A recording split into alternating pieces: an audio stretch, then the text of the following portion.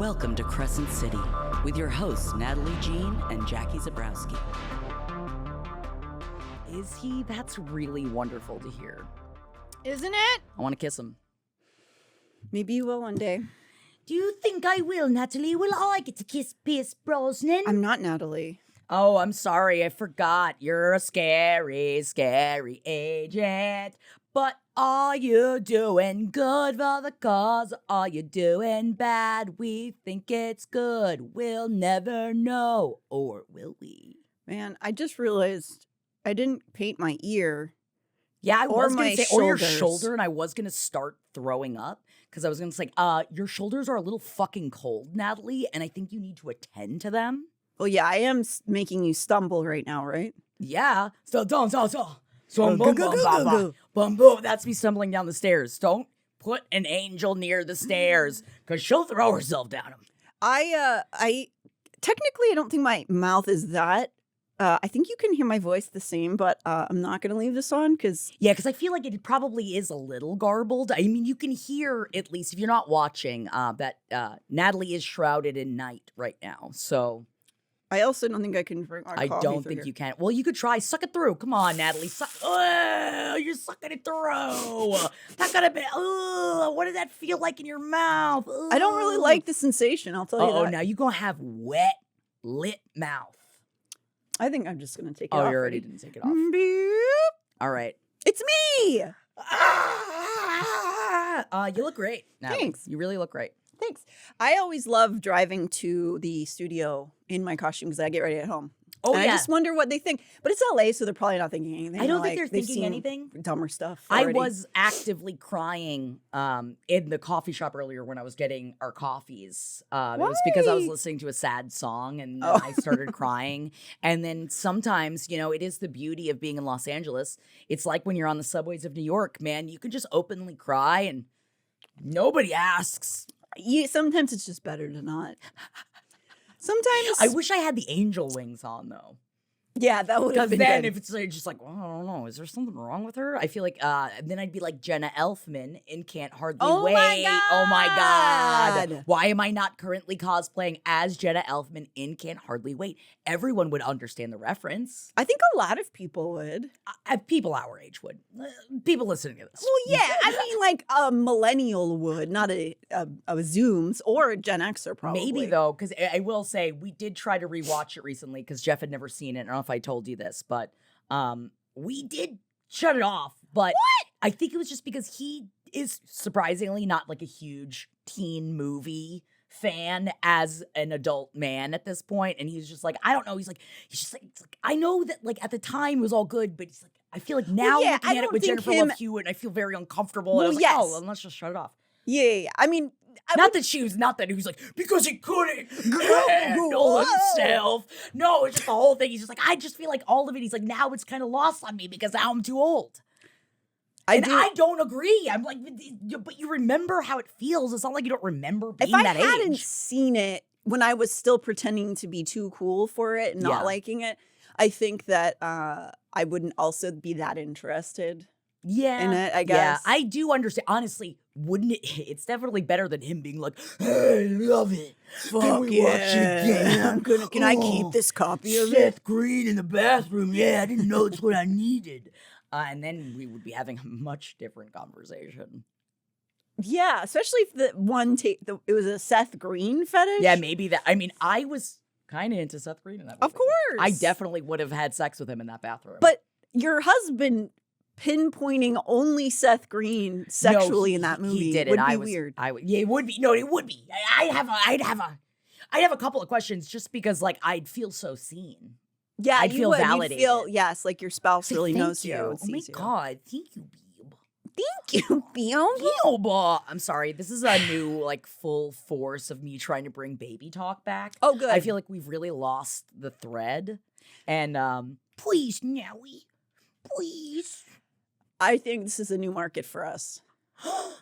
Everybody loves baby talk. Yeah, It's not I love really it. annoying. Yeah. Especially in partnerships, especially when you're trying to have a serious conversation. I sincerely can't listen to. I know we act very silly and we make silly things and What are you we wear talking about, silly Natalie? outfits, but I cannot deal with I'm not going to name a person, obviously, but there was a YouTube video I was just trying to watch. And the guy had such a child affectation to his voice. He was going around like, oh, man. Oh, and look, I'm already watching embarrassing things about like Disney and stuff, you know, and I need you to pull yourself out of being a child. You're already doing a video about Disney World. I'm part of the problem. I'm watching you. Stop making a baby voice. You are a man. Don't you and you actually make me creeped out. But the infantilization of grown men is what we've been waiting for. I can't. Honestly, I want more of it.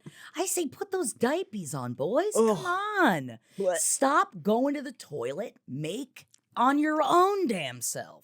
Make on your own damn self. I think it's kind of nice taking your body back. Oh, this is a sort of like a new age movement you're saying. Yeah, this is going to be all natural. This is me entering into the world of goop. And it's going to be, I'm pro adult male identifying people diapers, but not women. Specifically. No, not female identifying. No. Only male identifying people. And I think that it's going to give them a freedom that they already had, but they didn't know. Do we really need more men smelling like ass than already do? Is that what we need right now in culture? That is the craziest part about these books. You also know that even in like ACTAR and all that stuff, you know, back in the day or whatever it is, you know, you'd think that they would stink, but they're all fey, so you know they all smell really good. I mean, we know what they smell like thanks to SJM's. Pine and snow, throwing a glass, I'm looking at you. They must have been stinky and throwing a glass, but man, they were still getting in there and sucking and fucking. I think fae just smell good all the time. Yeah. That's why they are able to be seductors. Yeah, and I feel like vampires smell good all the time, but I do talk about this when I'm reading the Sookie Stackhouse books. I do think about, like, let's be real, I don't think a vampire's really thinking about taking a lot of showers. I don't think they have to. I don't think that they, like, exude body odors. Or what if they think they don't have to? Well, and maybe they just don't smell it. Well, they wouldn't be very good vampires if they didn't know how they smelled, because you have to lure them in. It's like, I feel like vampires, they smell really good, and then once they're lashed onto you, you smell like the rot underneath, and you go like, ah! The Nosferatu becomes again. The Nosferatu, you. Yeah. Take that, vampires. Take that. Just pointing a lot at the camera today. Yeah, I just want everyone to feel aggressed towards, but in a loving people way. to feel that I'm angry with them. Yeah. We are back with, and right now we're with Ruhn. He's drinking beer with Flynn and Deck at the start of chapter 22. We just left a fucking actual literal spicy scene. What? Taken away from us. How dare you take away from us? Sorry. Bring it back, Natalie. I want it now. Nope. Oh, man. I was reading some, like, review. I read, like, through, like, reminding myself when I'm making, like, the costumes and stuff like that, like, chapter summaries. And one of the people that I read that writes their own chapter summaries, really, man, at this point, so angry about the cock blocking, just so upset about, like, they were angry to a not liking it point, though. Yeah. I'm still... Edge me all day. Like, I'm down. This is not an utter cock block. This is about, It's a half-seas. It's a halfie. Yeah, it's a half-seas, yeah. Somebody completes, okay? Yeah, I think I know what you mean, Natalie. Oh, God, I just wish we had pyrotechnics. Semen. Yeah, it's a goosh and a sploosh, so we have a little bit of a goosh. I wonder if veneer sperms look the same as human sperms. It's got to taste great, though. You think? Or would you be worried that it's going to come out so fast it's going to shoot through the back of your head? Well, that's why you got to be really strong if you're going to take on a veneer. You're right. Wink. So Ruhn is drinking beer with Flynn and Deck at the start of 22, calming his nerves because he has agreed to do this deal with Cormac in order to go be an underneath helping Ophion. He has to use his mind speak powers to reach out to this alleged Agent Daybright. We don't know who this is. We don't know what's going on. Even Cormac doesn't know who it is. And so he's decided he's going to help. And now he's back at his home, comfy with his boys. Maybe he's wearing like some soft pants, some slippers. Like a half hard going on?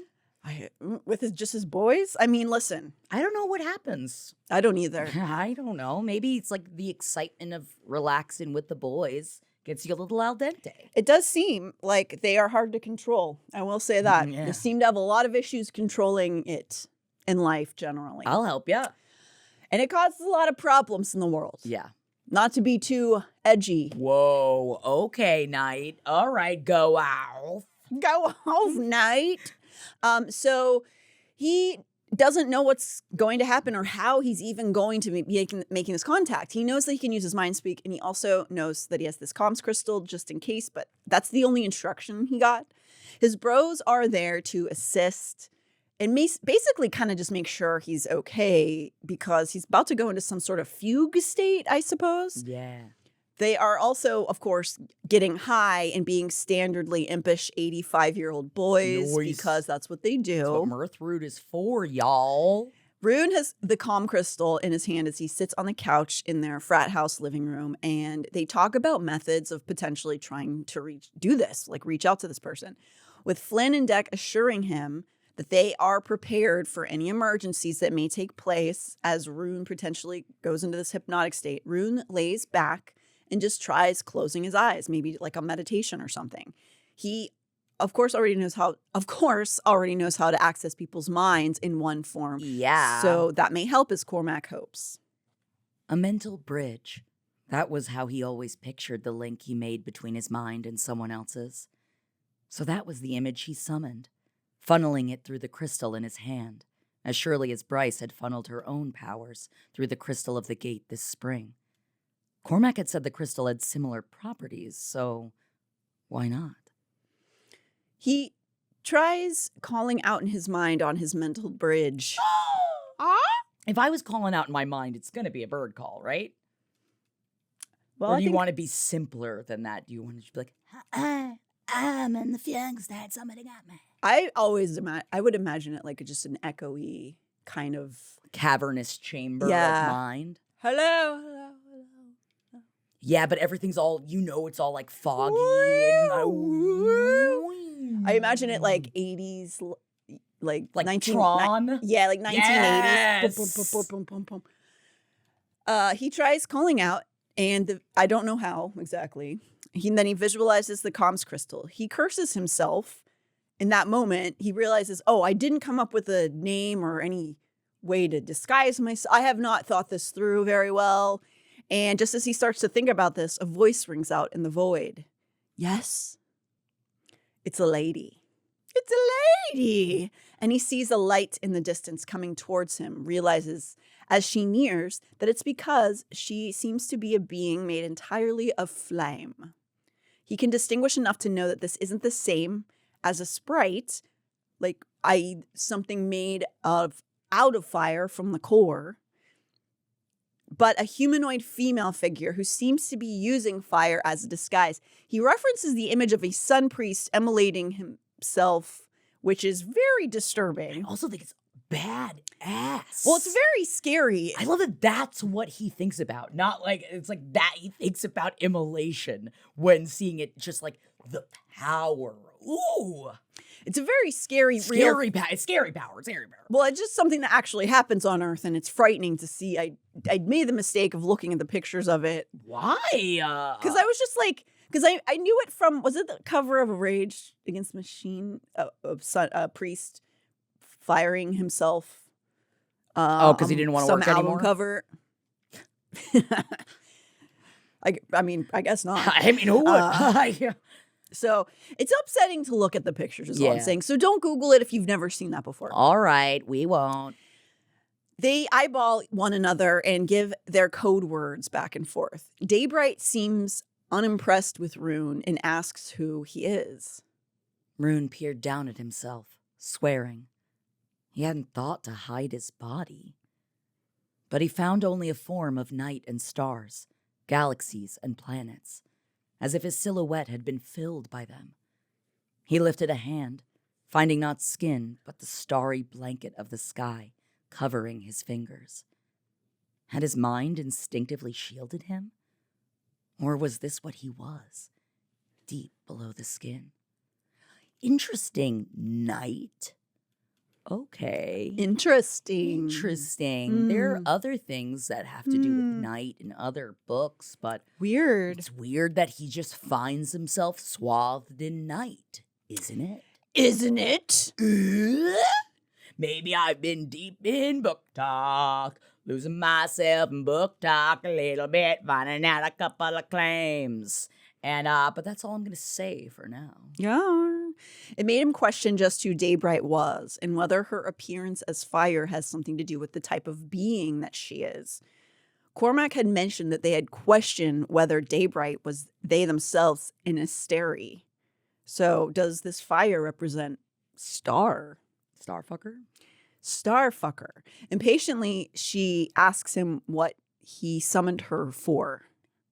Her voice was beautiful, like a golden song.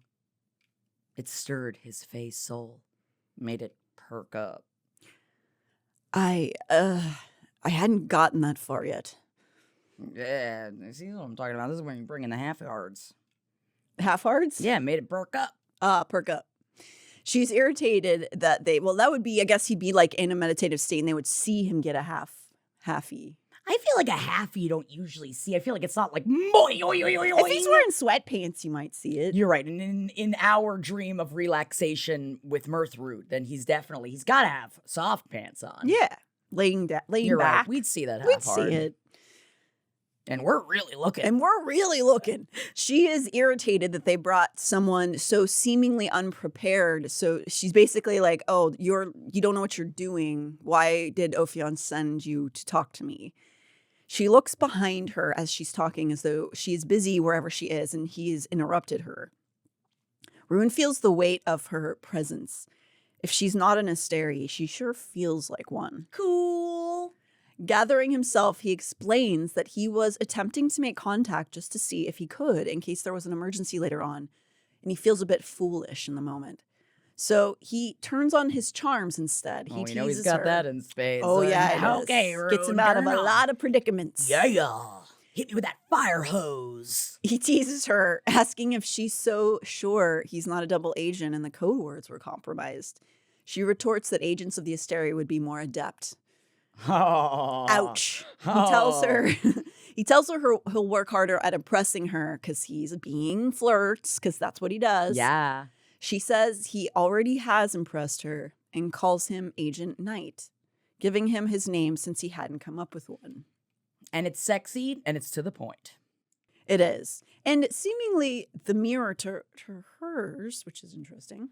Oh. What does that mean? So while Daybright is intimidating to Ruhn, Sexy, though. she seems to be at least willing to be tolerant of his overall rakishness. Oh my God. I just want to fuck in a fugue state of like mental nothingness like that. But like when your body's not your body, but it's made up of like, I don't know, some sort of ethereal suave. That's a lot of steps. I don't know how we're going to get to that. Come on, somebody's got to make a calm crystal out there. I do think, I've said this before, I do think in the future generations there will be body mods that will be like, allow you to have certain qualities of these super creatures. I do think that will happen. Yeah, and it's probably only going to happen for the people that are really rich, and it's probably not going to happen for everybody else. Everybody's going to be equal. Okay, everybody's going to be Yeah. You know what? This is nice. I love this. Yeah, this is going to be great for us. Well, I don't know if we're going to make it, but...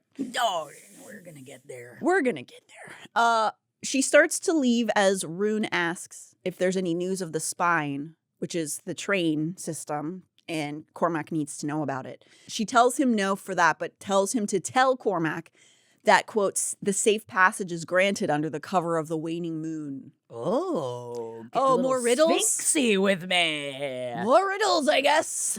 It harkened back to when I was a Sphinx. I was acting like a Sphinx to Jeff yesterday. I menace him. There's times when I was laying on his body, pretending to hold myself as a Sphinx, and I would only talk in riddles to get off of it.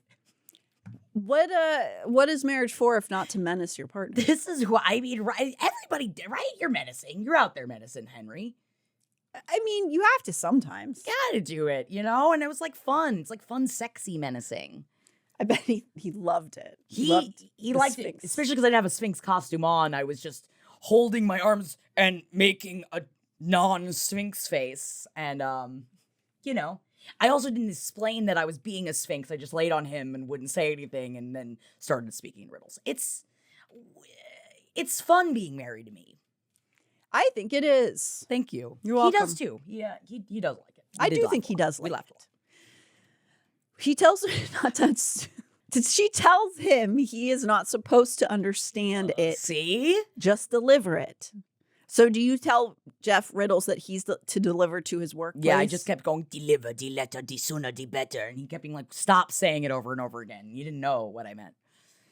He doesn't need to know. He needs to deliver it. It's like, he'll figure it out eventually. She also mentions before disappearing that she much prefers this method of communication over, presumably, however she and Sophie were doing it. And did we just sense some sexual tension in the vacuum of space? Oh, yes. Ain't empty no more, y'all. Fill it up. It's like Sandra Bullock out there.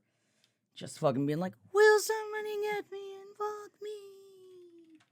She gets herself back. She saves herself. Wow, okay. Spoiler alert.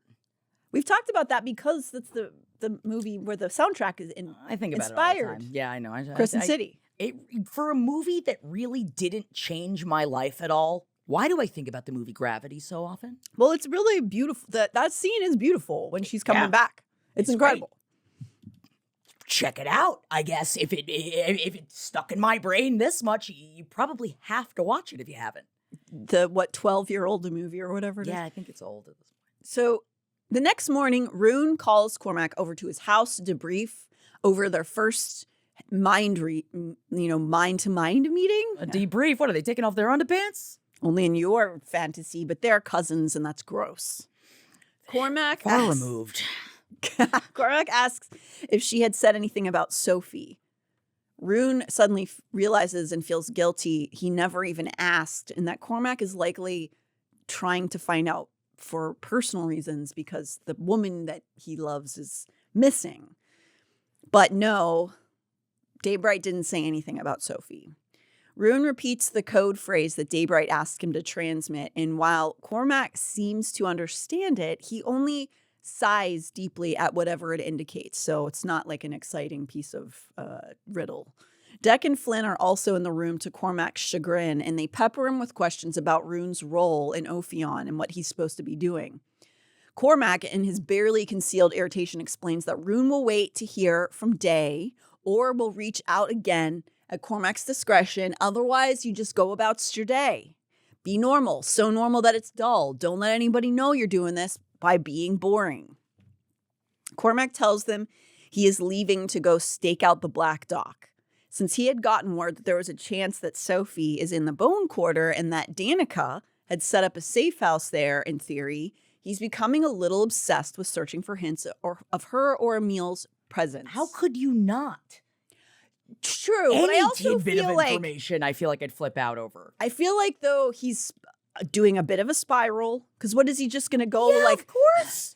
Go stare at the dock? Like She's what is missing? His love is missing. I know, but how much is that actually helping? I'm saying he's losing it a little. You're right, but that's why they got to bring in Rune. That's why we need a little bit of help. I think it's good. I think it's healthy. He's asking for help. Yeah, because I do think up there like, you okay, buddy? Yeah. He said he's going to go talk to the Reapers in the middle of the day. It's like, Cormac, maybe we need to pull it back a little bit. We all crash out every once in a while, you know? We cut over to Hunt at the comedium that day, and he is struggling mentally with the weight of all he knows and all he must hide. Isaiah is trying to calm him down because they have been summoned into Celestina's offices. While Isaiah doesn't know the goings-on of Hunt's downtime, he assumes Hunt's tension is due to the PTSD of facing Micah in the same chamber. So they're being called into these offices that they've gone through all this trauma already.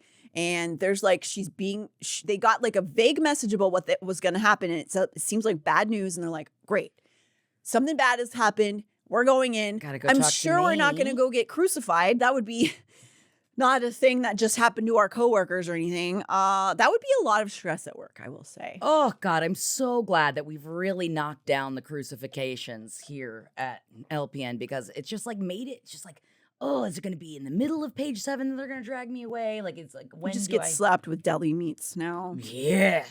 And I thank them for it. Thank you. And then you have it for lunch. Yeah.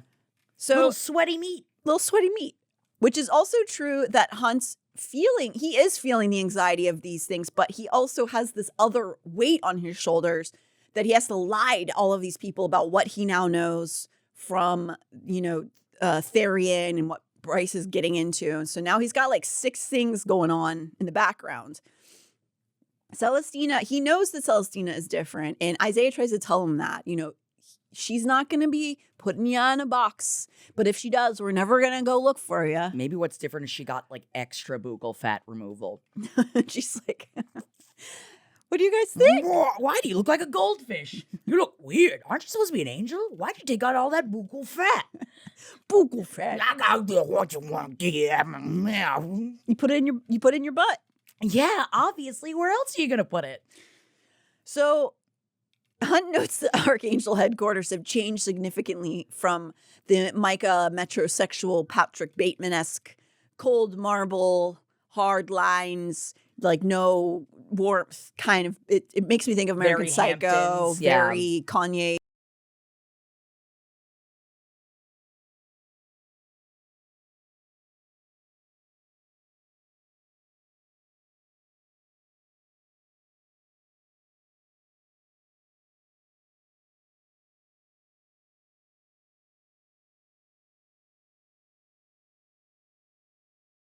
And with rugs. I'm just okay. an angel. I'm just an angel that's in charge, but maybe you should. And your cheekbones are so sharp. I now. know, I'm going to cut your face with them.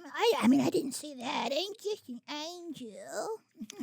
So I'm so happy a baby talk is coming in. Yeah, you're so welcome. excited about it. I mean, I'm sorry. I'd already told Henry that Baby Talk is making a huge comeback from me only. And so I'm sorry if you ever get menaced with that in the future. You're like the trendsetter. You're like the goop for degenerates. Ooh, I love that.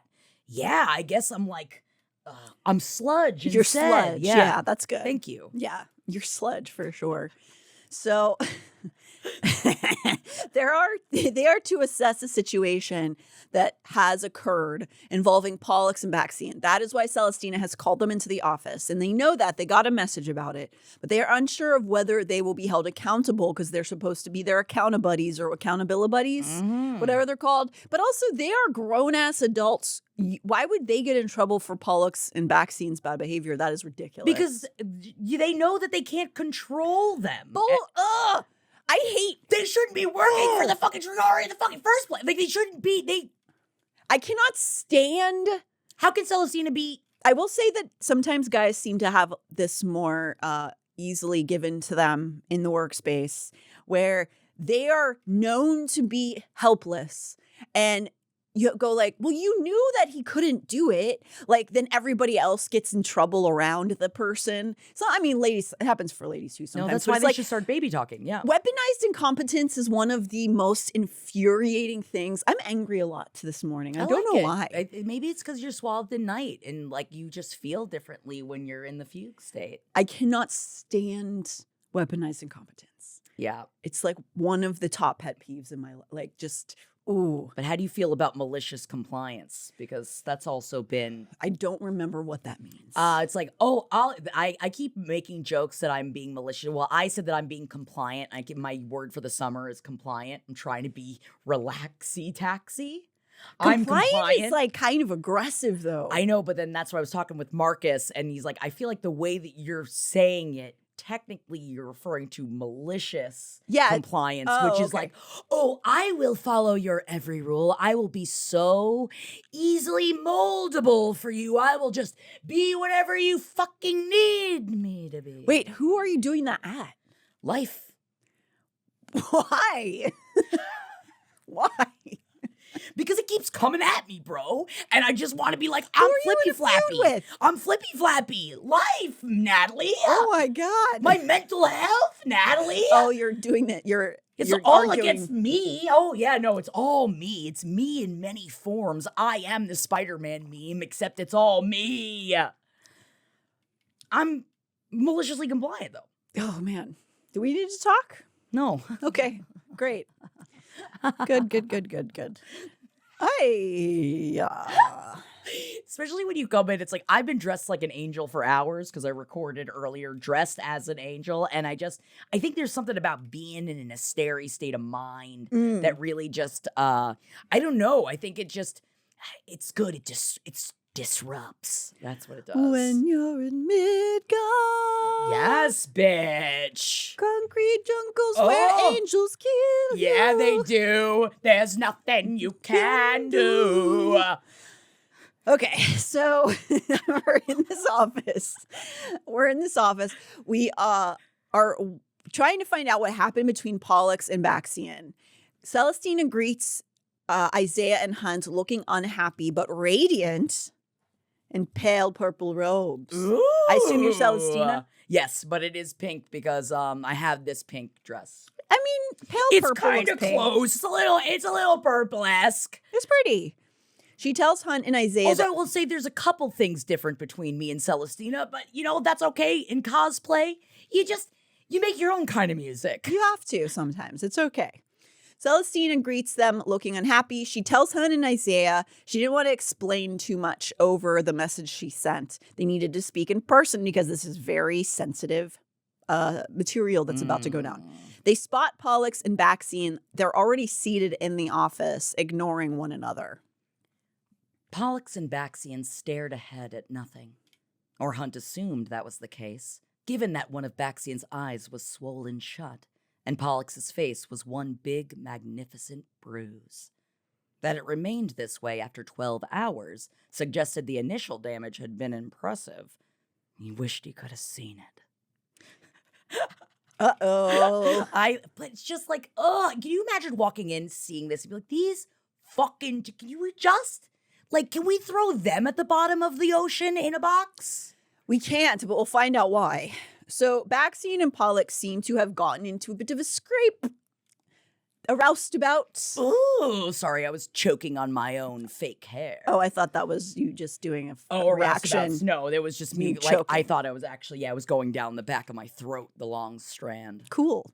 Celestina proceeds to interrogate Baxian and Pollux in a manner reminiscent of a middle school principal. I'm disappointed in you both. Because they're man children, I guess. Tell the class what you've done, boys. And I'm going to bring in the other boys to make sure that you don't do it again. But we all know you're going to do it again. And I'm going to blame them for it for some reason. So I don't think she is, actually. No. We'll see. Let's find out. We don't know. She tells Pollux to go first and explain what happened, which makes Pollux bristle because he doesn't like being told what to do. I bet by chicks especially. I'm your fucking boss. Get used to it, bitch. He knows he can't really do anything about it. And Hunt is giddy, seeing Pollux mad, seeing Pollux seething but unable to lash out at Celestina. Oh, but you want to, don't you, baby? You want to lash out so badly. Concrete jungles where angels kill you. I did not realize that he was more relaxed being. So Pollux is like on edge because Hunt is like realizing Pollux wants to be a tormentor. He thrives being a torturer, which is an unfortunate, I guess, biological thing going on there. Yeah, it's like not everybody's favorite thing. No, it's not. And serving under Celestina, who's more fair, where he's unable to dish out his ministrations, is like his own personal punishment. Like a violent sociopath would hate having to be polite to people and like not torture them. And everybody has to have their own little, favorite things in life. And some people's favorite things is torture. Right. Perhaps that's why he behaved in the way that he has that has gotten him in this trouble. Not that he's thinking about it like that. He doesn't give a shit. No.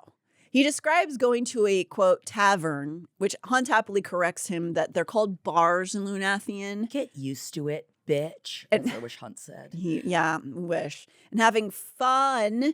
Pollux says he's having fun and describes forcing himself on a female. Cool. Ugh. Celestina gets dangerously calm upon hearing this turn of events. She don't like that. Pollux exclaims that the lady, quote, wanted it. Gross. Cool. Baxian chimes in, growling that she said no such thing.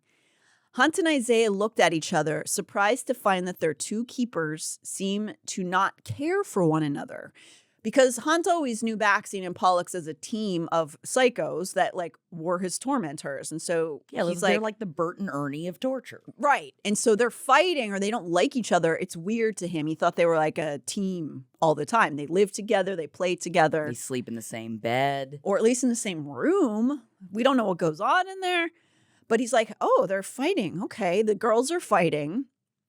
They exchange heated words about their masculinity until Celestina stops it, demands a description of this entire interaction that caused this fist fight. Pollux claims that he was going to a hookup in the back alley behind the tavern. Oh, that's what you're calling it, huh? Yeah. I mean the hookup, not the tavern. Yeah. When Baxian barged out of the bar and attacked him. Baxian furiously points out that the female had said no over and over.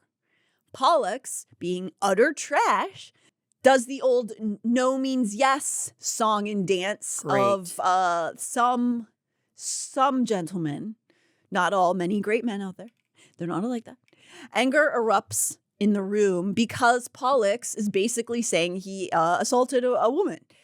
And that he was right in the fight because she wanted it. He could tell.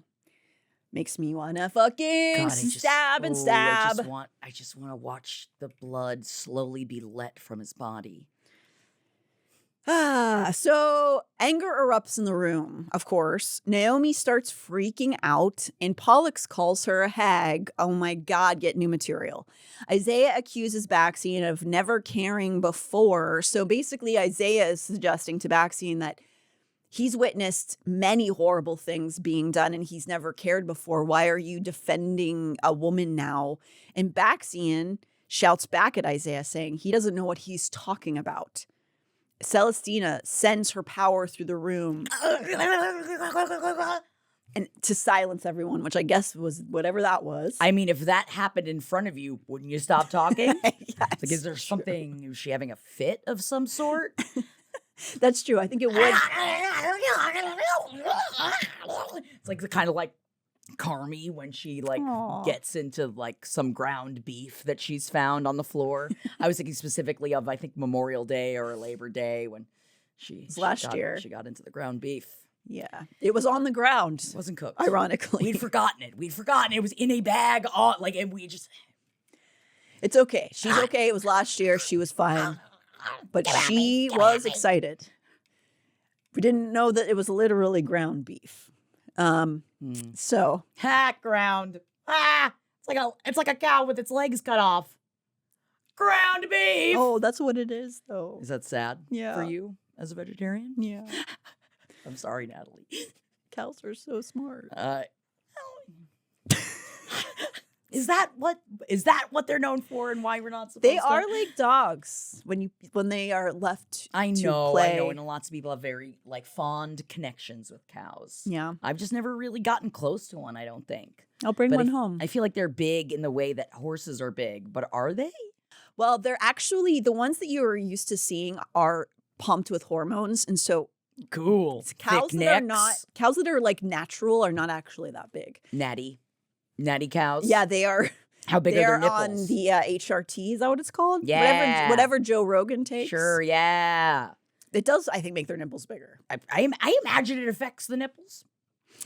You can go see the difference if you go to Gentle Barn in Los Angeles once a month. I thought you Sunday. meant the difference of nipples between a natty dude and someone that takes roids. They're. Are they there too at the Gentle Barn? Yeah, they're also at the Gentle Barn. Okay. No, but the cows there, you can see they have both rescues. I like the fuzzy ones. Yeah, I do too. I like the fuzzy ones. I like the fuzzy ones too. So, okay, we have to go back to this horrible scene that everyone hates. God, I know. All right, we gotta get through. We gotta get through. A part of this scene. Too many of us have this traumas. Ugh. So, Celestina sends the power through doing that thing. She is angry and informs the room that while Pollux likely deserves to be attacked from this action. Love that from her. There's now a video of 2 of her triari going at it, being spread everywhere, which cannot happen. Just in public, people are supposed to respect you. And wow, that all comes tumbling down, huh? The defiant part of me says, I don't give a fuck who sees if you're saving a woman, like I don't care who sees it, but I understand her as the leader of the city. She has to make it look like she's in control of her employees, essentially. And so she's like, we can't have people having this video going around. She said that she asked the female who was attacked if she would like to press charges. And Hunt gets a glimmer of hope. This finally must be what it takes for Pollux to be punished, to be thrown out. But Celestina, seemingly ashamed, says that the woman declined and notes that it's likely due to knowing what she was up against, which is something we see all the time in Earth side. Hell yeah. So happy that Midgard is just like us in that respect. Yeah, just like us. Because if you go up against powerful people, a lot of times you get shut down. So Hunt's hopes are being dashed when an unhappy-looking Celestina says that she has been enlightened with the idea that Pollux deserves another chance. The room is aghast, but Celestina makes it clear without saying so that it was the Asteri who have moved her hand and will not allow Pollux to be ejected and punished, which is infuriating. So she, as the Archangel, she has to do the bidding of the Asteri. And the Asteri does not want Pollux to be punished. Interesting. Why would that be, Asteri? Is he some sort of pawn in some game you're playing? Pollux bowed his head in a mockery of gratitude. The Asteri are benevolent masters. Ugh. A muscle ticked in Celestina's smooth cheek. They are indeed. I'll put you in the ground myself. Very upsetting, but unfortunately, yeah, this is a lot more like Earth. It is. Yeah. Isaiah seems to note the impossible situation that Celestina has been put in and gently asks her what they can do to help clean up the media mess. With a sadness in her voice, she tells them that there is already a media distraction put into place. A blessing, she calls it, but her face tells a different story. Oh, her face is, Robert De Niro. What? Whoa. My 2 brothers in the movie. She got upside down Botox. Yeah. She got backwards Botox. She got frowny face. Celestina smiled, and Hunt saw it for the forced expression it was. I am to mate Ephraim. With 2 archangels now dead, there is a need to replenish the ranks.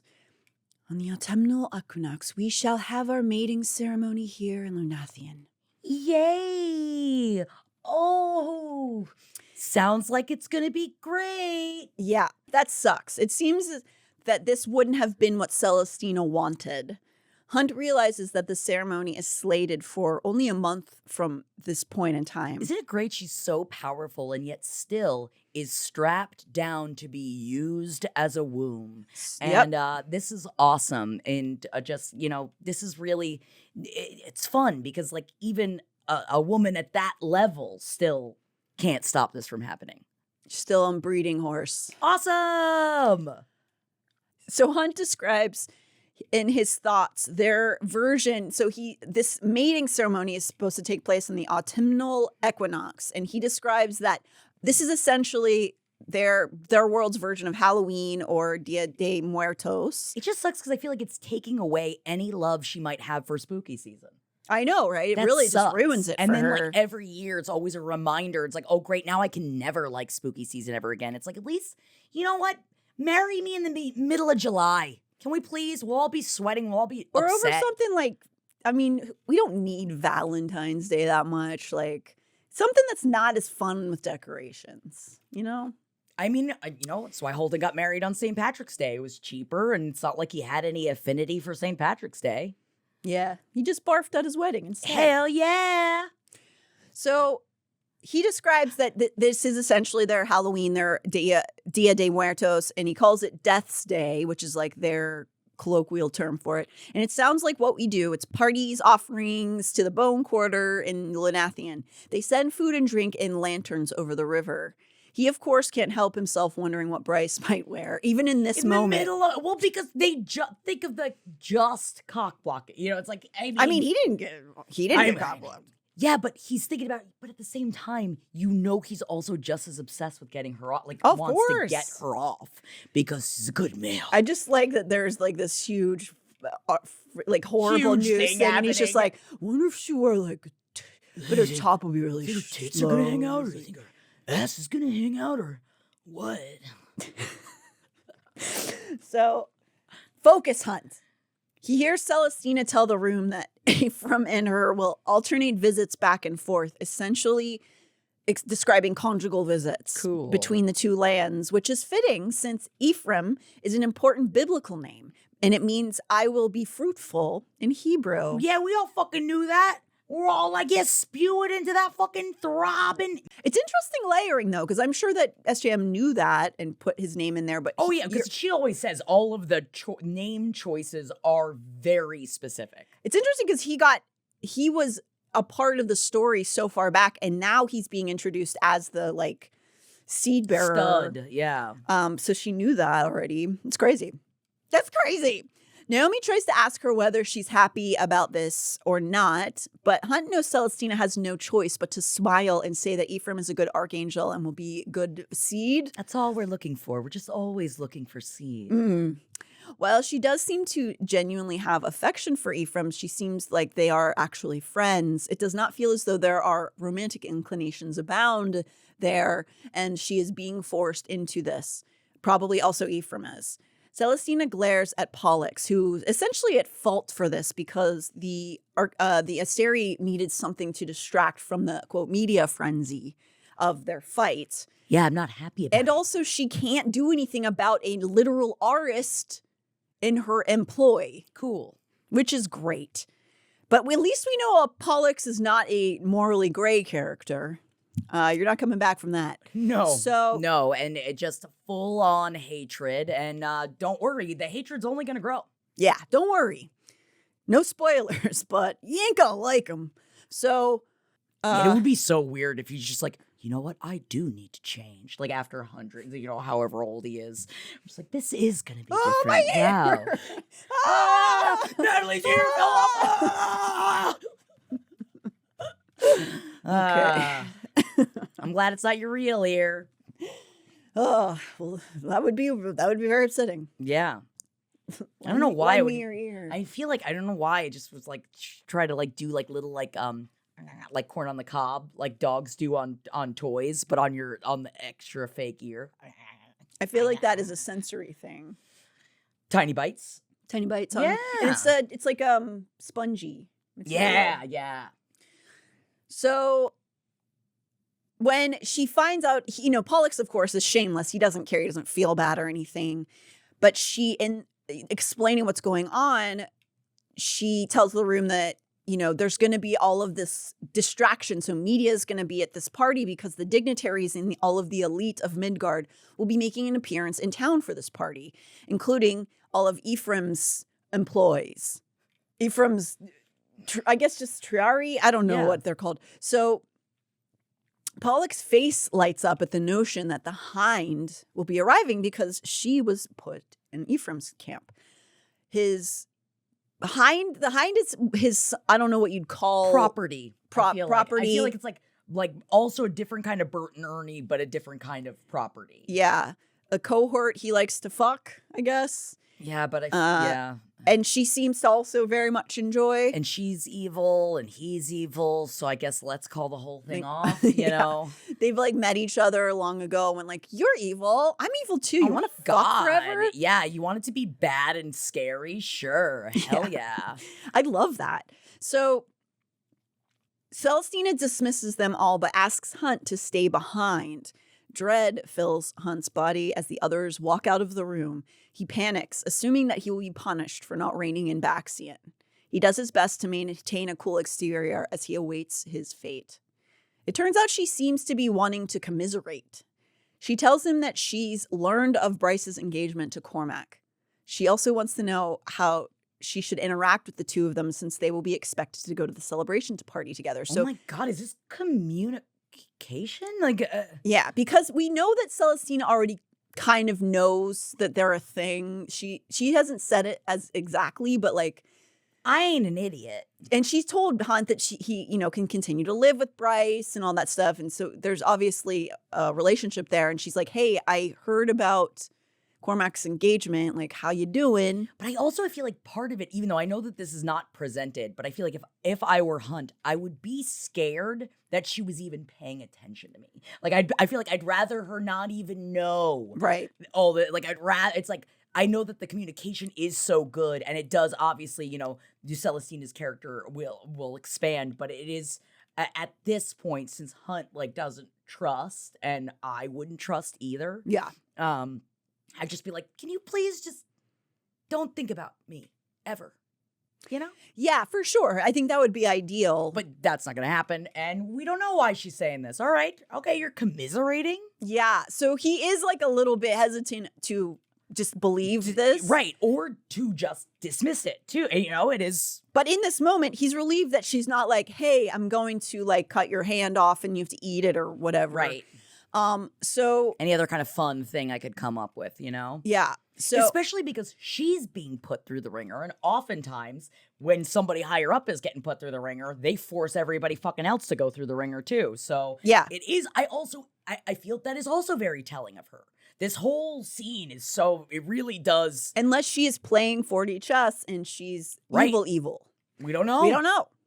But he is relieved in that moment, but then immediately processes the fact that, oh, Bryce will need to appear with Cormac at this party. And the thought of her being touched by another male sends a ripple of anger through him.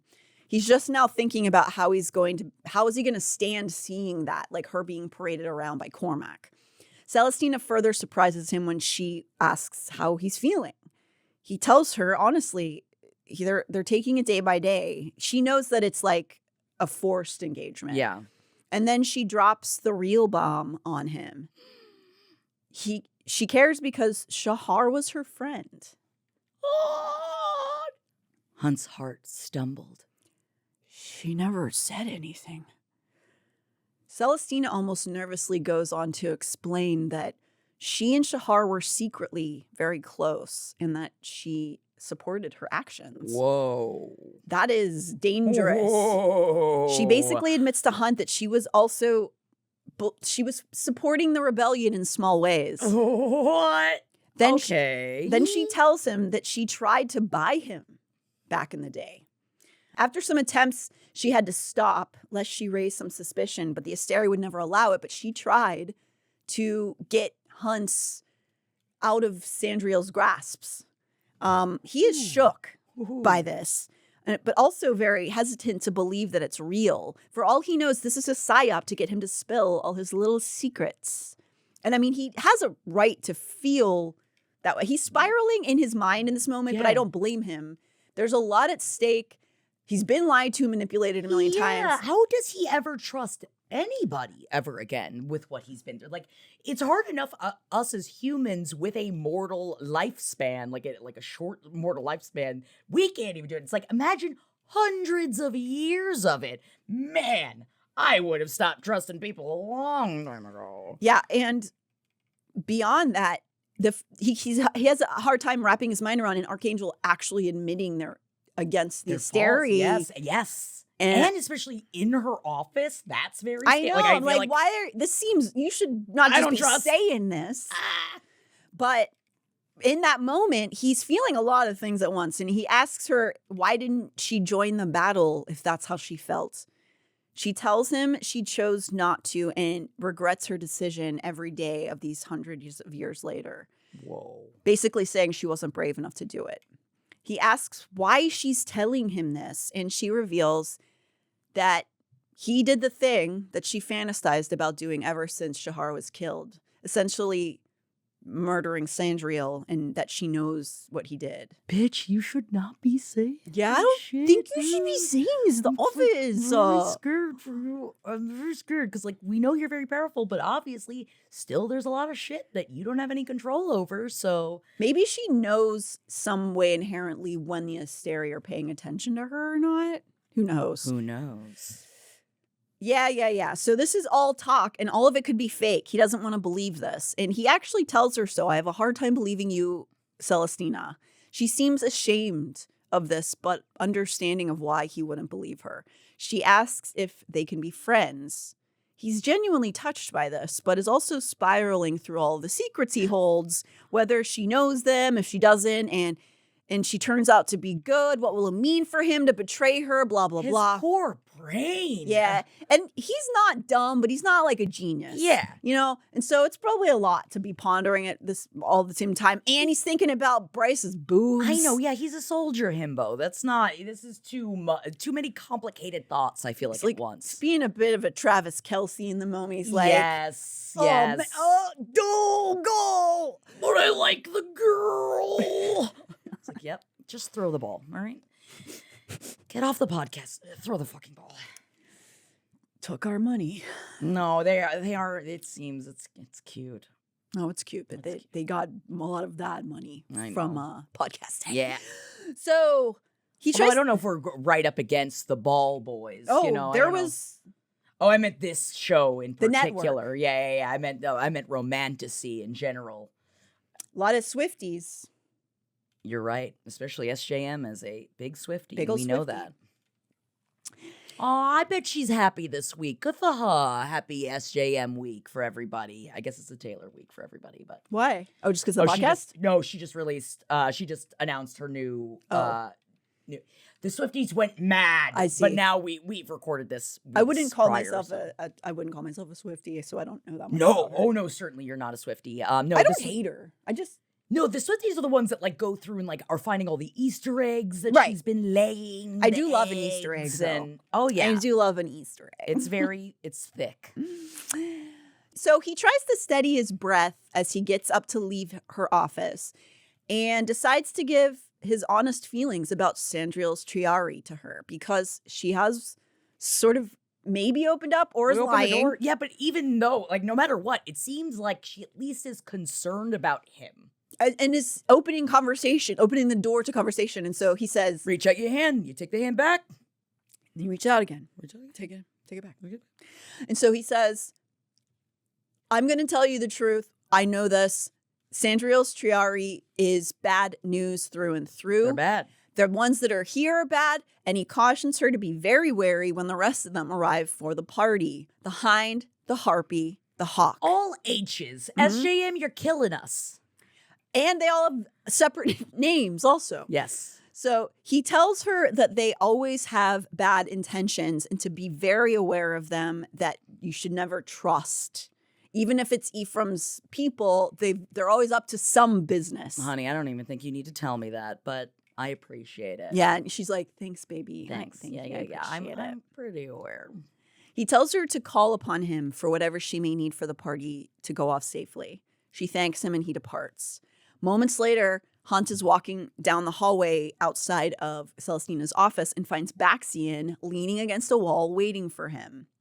He tries to Also, shake. that's the good one. I feel like when I first was reading this, because they both have X's in their names, even though they both begin with two separate letters, I would confuse which one was the good one and which one was the bad one. And even though, because then Baxian is not the bad one, and I really, weirdly, I kept, even though drastically different characters. Yeah. I just would confuse them every once in a while. I keep them separated in my mind by plot points that we haven't gotten to yet. We can't say, so that I can't give the advice. The advice. Thank you. So Baxian's there waiting, and Hunt's like trying to shake him off, but Baxian is trying to get information out of him, wondering if he warned Celestina of his old colleagues, essentially saying, I also think the Triari are bad. I'm sure you mentioned that to her, right?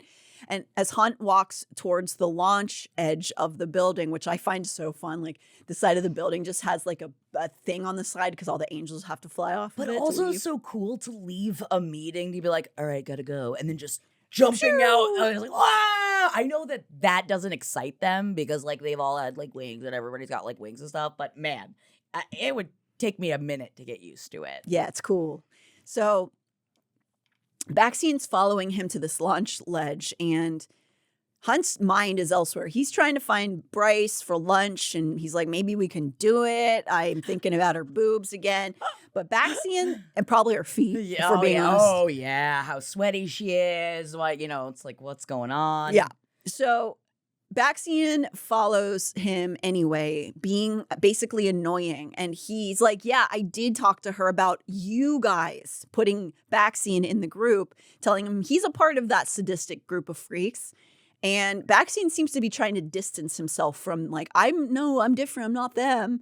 And as Hunt stretches his wings up, preparing to leave, Baxian casually insinuates that he's glad he doesn't have to pretend to like Pollux anymore. Hunt's not buying it and is about to take off when Baxian tells him that he is not trying to fuck Hunt over. I just feel like this is such a back-to-back that I feel like that right then I'd be like, okay, now I really don't trust none of this shit. Yeah, okay? all you're lying to me. All y'all being crazy, all right? I got a throbbing cock, if you'll excuse me. Let me milk first and then I'll think about this. Thank you.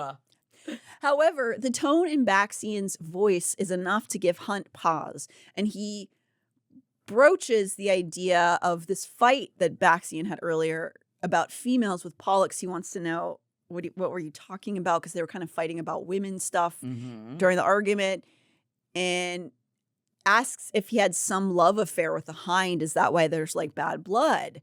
Baxian laughs, and they sort of bond over hating the Hind. The Baxian's like, I would never touch that bitch. Hell no. That fucking crazy bitch? Mm-mm.